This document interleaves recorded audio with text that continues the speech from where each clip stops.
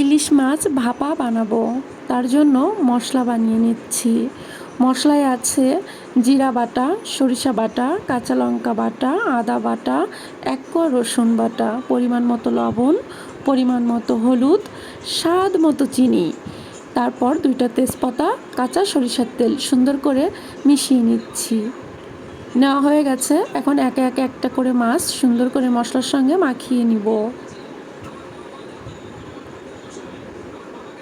সুন্দর করে মাখিয়ে নেওয়া হয়ে গেছে। এখন আমি কাঁচা মরিচ দিয়ে দিচ্ছি। দিয়ে দিচ্ছি আরেকটু কাঁচা সরিষার তেল। দিয়ে দিচ্ছি সামান্য জল। সুন্দর করে মিশিয়ে এখন আমি ঢেকে ভাপে দিয়ে দিব। এদিকে আমার গরম জল হয়ে গেছে। বাটিটা এই গরম জলের ভিতরে বসিয়ে 25 মিনিটের জন্য রেখে দিব। 25 মিনিট পর তৈরি হয়ে গেছে ইলিশ মাছ ভাপা।